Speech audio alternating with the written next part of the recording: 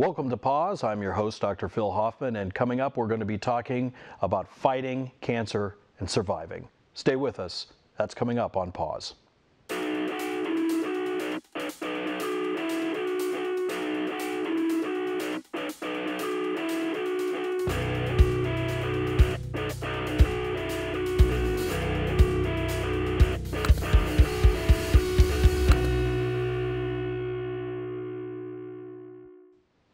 And welcome back to Pause. I'm your host, Dr. Phil Hoffman. And joining us today, we have some folks who are going to talk with us about surviving and fighting cancer. First of all, we have Steve Hentzen, who is from the Prostate Cancer Networking Group. We also have Stacie, Moody, and Kari, Lorenzen, who are both from Get Your Rear in Gear, the KC chapter. Welcome. Thank you. So, Steve, why don't we start with you? Talk a little bit about the group that you represent and sort of what kind of things that you do for folks. We are the Prostate Cancer Networking Group, and we are grassroots, Kansas City-based, survivor-led prostate cancer survivors.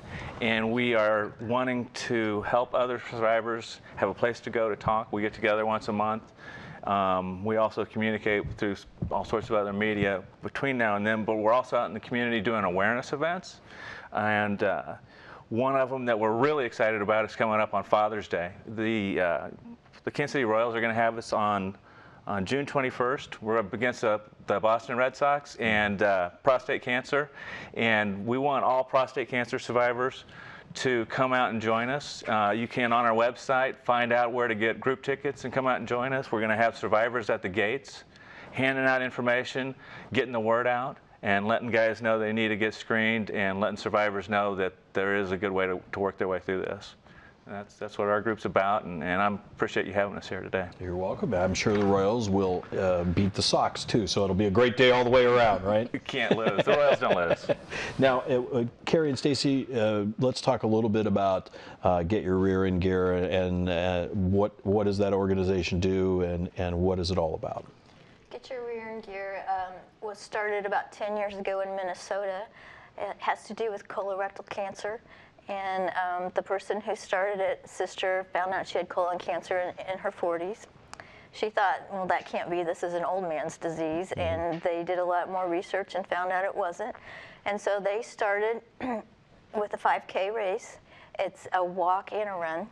And now it's spread to 50 cities throughout the United States and involves over 30,000 participants. And they've raised over $2 million. And the main focus of the group is a colon cancer awareness. With colon cancer awareness, there's a 90% chance if someone is screened in the early stages that if there is a cancer, it can be detected and found and taken care of. Recovery is a lot easier. So that's what we're trying to do, is get the word out. And so we started the race about 4 years ago. This will be our 5th year in the greater Kansas City area. And it's to get your rear in gear, come out and be with folks, either run or volunteer or walk, whatever you want to do. 75% of the funds that we've raised $200,000 to date. They have stayed in the Kansas City area. We have funded, the last 2 years we've done a billboard awareness campaign. We've also given money to Gilda's Club, the Andrew Samora Foundation, the Frank and Daisy White Colon Cancer Foundation, and the YMCA. They have a cancer exercise program that they sponsor. So we've given money to them, and our event this year is on September 20th at Zona Rosa. So, Stacie, you want to talk a little bit about your involvement in Get Your Rear in Gear, how you came to be part of that organization? Absolutely. I came on last year, and I have a really close connection with colon cancer. My father was diagnosed at 37, and he passed away a month after his 40th birthday. And his entire family had colon cancer. And so, you know, for years I was struggling with the insurance companies and my doctors to get screened myself, and it was just a battle that seemed like it was never going to be won until last month, actually Colon Cancer Awareness Month. I got my first colonoscopy because the doctor I went to finally realized my family history and, you know, symptoms that I needed to get screened. And luckily, I'm free. There are no polyps. But last year I did the race, and after it was done, I wanted to be a part of it. And ever since then, it's been a part of my life. And it's kind of interesting because you said it's perceived as this sort of, you know, it's an older male disease. So despite the family history, which kind of surprises me, that clearly there's some indication there, if so many folks in your family have had it, that there's at least maybe a chance that it'd be a good idea for them to approve that. And then it becomes like, well, we're not going to approve that if you want to just pay, right? Yep. So that process, how can you be involved from the organizational standpoint? How can you be involved in helping to change those mindsets? What are you guys doing to try to get folks in the medical community to see it a little differently? Well, there's an initiative right now called Never Too Young. It's a national committee that is just educating and bringing awareness to that it's not people under or over 50 who are getting it. I believe, what's the stats for that? The numbers of over 50 are decreasing and under 50 are increasing and have been for a few years now. So what we do is really just a lot of educating and just making sure everyone knows their options. And we're trying to get doctors and hospitals to even just consider colon cancer in younger folks. Well, and Steve, your connection with how you got involved with the Prostate Cancer Networking Group, talk a little bit about that. I'm a survivor, and me and some other survivors, we founded the group. We wanted something that was independent of any other. We were our own thing, right? And so that's what we are. We're about finding ways to get information to guys about providing them support and thinking about the early detection. That is the whole key thing with all cancers. You know, I believe it's prevent, treat, and beat, right? Those were the ones we were talking about before the show. And it's so true with all cancers. And that's the best thing is, I call it stacking the deck in your favor with all these cancers, and especially, I know, prostate. But both my parents had colon cancer, interestingly enough. But it's early detection, and if you can avoid getting it, that's the best way. If you do get it, find it early. And those are all the things to stack the deck in your favor of beating it. And a lot of it is about lifestyle choices, about good exercise, good nutrition, and then also good health care and finding the things early. And Steve, you were part of a panel we had after the Ken Burns documentary film ran about cancer. One of the things that really stood out to me as you watched that documentary is how this is just such a horrible disease in the sense that it's like whack-a-mole. We were talking about medical whack-a-mole. You think you got it, and then, oh, it pops up over here. You go over there and you try to get it, and then, oh, it pops up over there. It's really got to be difficult for anyone going through this process because you're living that and going through that process of like, okay, we think we're better. Oh, now there's this new thing. Yeah, with prostate cancer, I think it's somewhat unique in that I was like talking to other survivors. It's like, why is there so many? Our group is really strong and thriving. Why is there so many guys coming out of the woodwork wanting to talk to us and get information? And I think it's because there's a lot of survivors, but it does keep coming back, and there are so many different options and ways to treat the thing. And so guys are trying to do their best to get informed. And to me, it's coming to the whole stronger together. And I think that's true within prostate cancer, that if you get 100 survivors together, we're not just 100 times stronger because we can support each other and we're smarter. It's because it's like 100 times squared stronger. And I think that same thing holds true with the different cancer support organizations. With Get Your Rear in Gear and Prostate Cancer Networking Group, we can help each other. We're invited to places to where we can help raise awareness. Well, you know what? Guys come up to us and, hey, we're getting a colonoscopy. I'm already covered. And we're like, no, that doesn't cover prostate cancer. But if we can get Rear in Gear over there at a table next to us, then we are stronger together than we are individually. And so I think that all the cancer support communities need to come together and work together to try to help fight that whack-a-mole plan, because it is very real. It's there. You're absolutely right. Well, and I know that just even before the show right now, you were talking about ways to work together as groups, and kind of one of the things Steve, in case you don't know this, but Steve is very active. When I talk to him about coming on and talking on the show, he's like, well, I want to bring other groups on with me, because I really believe that it's important for us all to stick together and really try to work together. And I know you said just before this you were talking about ways to work together, right? Yeah. We get invited to places to do awareness events, and they do as well. And we want to partner up and go together. So the prognosis for anybody who has any type of cancer, it seems nowadays, is a little better. Treatments seem to be a little bit better. Surgery seems to be a little bit better. Chemo even has seemed to gotten a little bit better. So, you know, what, from the perspective that you've had going through this personally, going through this with your family members, you know, do you see that? Do you see an arc where things seem to be getting better for people? I think the way that things are getting better is the early detection. Okay. And that's promoted through awareness. The awareness of symptoms that might show up with any cancer, that's very important to find out. And then the early detection, the earlier you can find out and get screened, the better the course is going to be. And I think that's mainly the most important thing, is to be an advocate for your own health care. Don't just get your rear end gear and come out to our race. Get your rear end gear and advocate for your own self. If you notice there's something wrong going on with your body, it doesn't seem right, call a doctor, find out what's going on.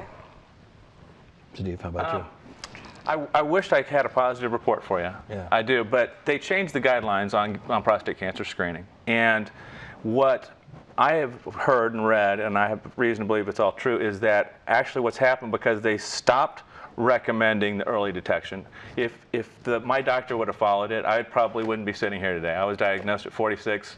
The guidelines today would not even have me getting screened. They would. But what I heard was the guys getting diagnosed now have later stage diseases because they're not getting screens because of the guidelines. It's a complete shame. But guys have an inherent right as human beings to know whether they have prostate cancer in them. And we want to do our part to make sure that guys know that you need to get screened, it works, and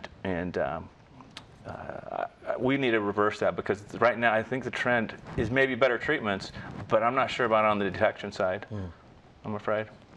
Well, and we're going to talk about that. I think we're going to take a break here, and we're going to bring some folks in. Steve has put together a group of folks that are survivors, and so we're going to talk to some folks who have fought with cancer and survived.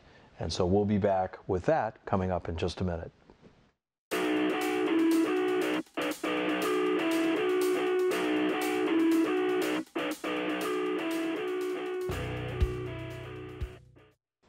And welcome back to Pause. We're glad you're here. And now we're going to talk to some folks who have had experiences with cancer and have fought it and survived. So first, I'd like to introduce everybody to you. This is Mike Mulcahy, Caesar Blevins, and Mark Campbell all joining us. Thank you very much for coming in today. We appreciate it. So I thought what we do first, if you don't mind, fellas, is just talk a little bit about your experience with cancer and sort of how you came to know that you had it and what happened immediately after that. So Mike, if you want to start, we'll talk a little bit about how did you find out and what happened? Well, I was fortunate to have a really good primary care physician who had been giving me PSA tests for a number of years, and he noticed there was a rise in my PSA, which was an indication that I might have prostate cancer. He sent me to a urologist who, after a series of tests, did a biopsy and made a final diagnosis that, yes, I did have prostate cancer. When something like that happens to you, what's your first thought? I mean, I imagine it's... Well, I kind of went numb and kind of got in a little minor state of panic because my wife had breast cancer, and I kind of knew a little bit of the drill of dealing with cancer. And I thought, this is not happening to me, but it was. And so I had to go into a mode where I learned as much as I could about the disease and treatment of the disease as fast as I could, because I had a pretty aggressive type of prostate cancer. Now, Caesar, how about you? How did you find out about the disease? Well, I had a routine physical, and to kind of put it on the table, if your PSA is like 5 or lower, then they do like active surveillance. And my PSA was 100. So I had advanced prostate cancer. So I went through a hormonal and a pill treatment, and I'm happy to say as of a couple weeks ago, from 100 it's down to 0.04. It's a long journey, but I will probably be doing this the rest of my life, but it's good, and you know, we're here to just let men know that early detection is the key, and get tested. That's what we want men to do. Okay. Mark, how about you? How did you find out?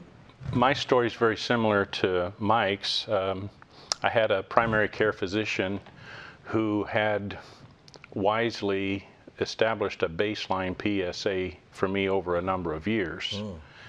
And she noticed that when my PSA level started accelerating upwards, that was an anomaly, and I needed to have greater exams done, and she sent me to another urologist, or to a urologist, and through biopsy discovered that I had prostate cancer, and planned a process from that point. So one of the things I know I've heard in the past from folks is, you know, a lot of doctors will say, well, PSA test isn't really very reliable. We're not really going to put too much focus on that PSA test. Was that your experience going through this? I want to talk about that. Okay. Okay. If you take a single PSA test by itself, it has very little information. But a PSA test history gathers lots of information, and it's the acceleration in the PSA results that tells the doctors something's going on that needs to be examined. Well, it's interesting because I know I've had but before I moved to Missouri with doctors, they said, well, we don't do PSA tests. That's just not part of a routine exam.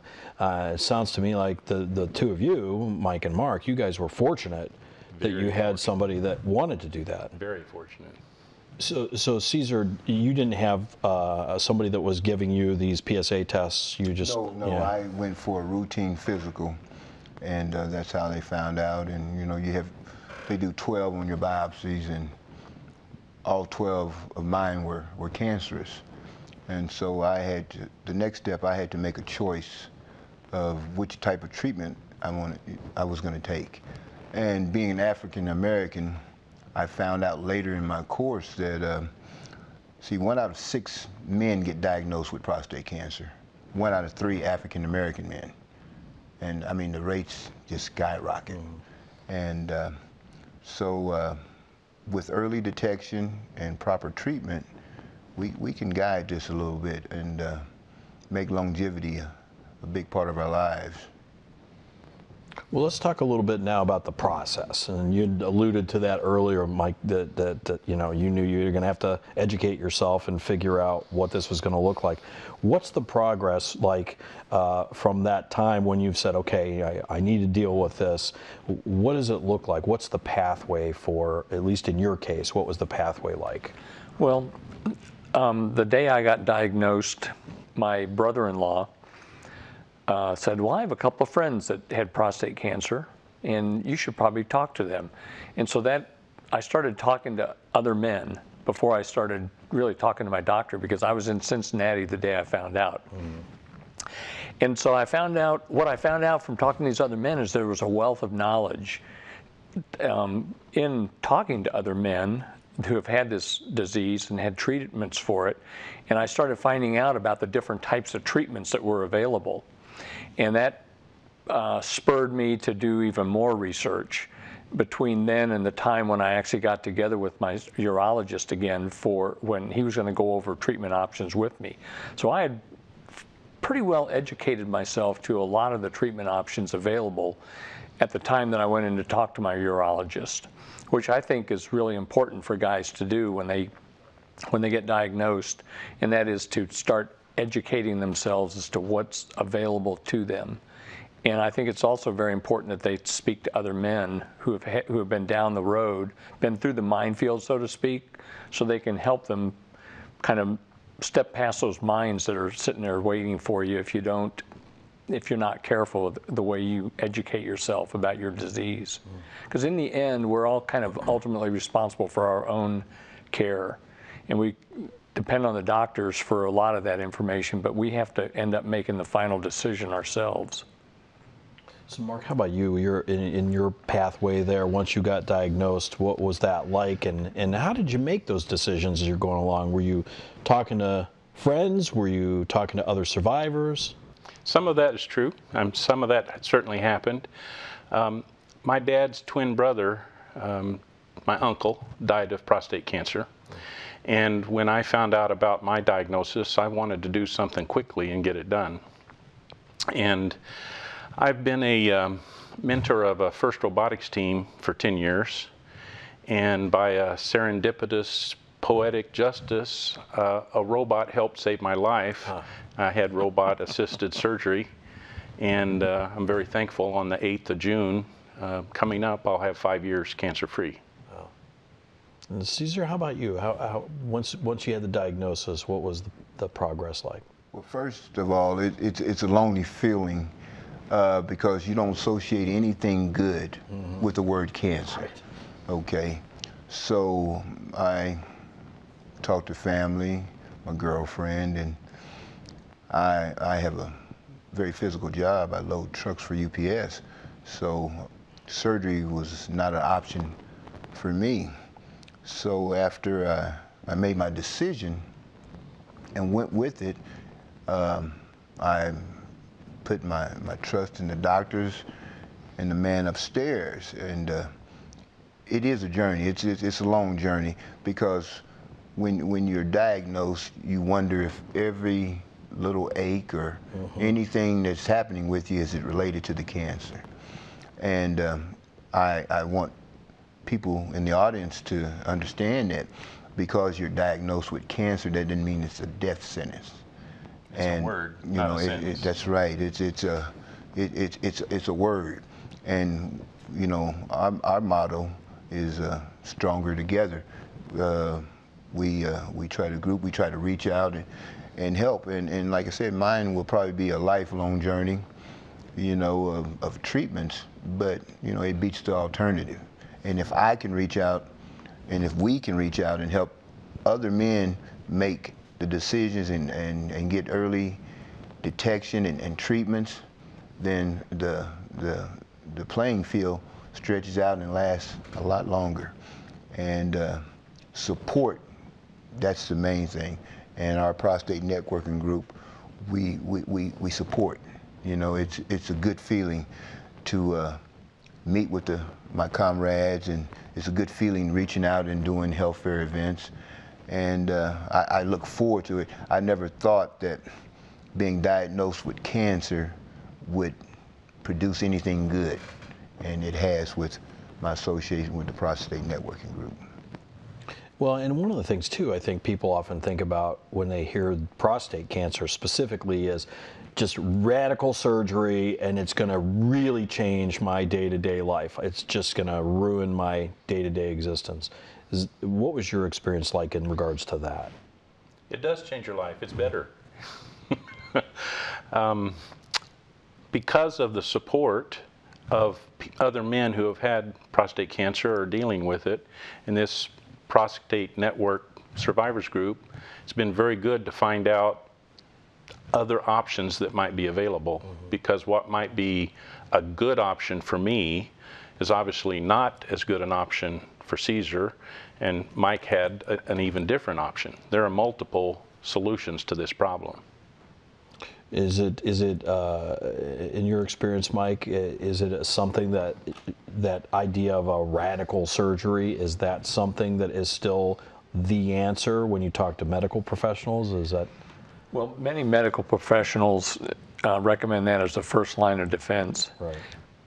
Caesar and I both had radiation. I had a type of radiation that's called proton radiation, which he had X-ray radiation.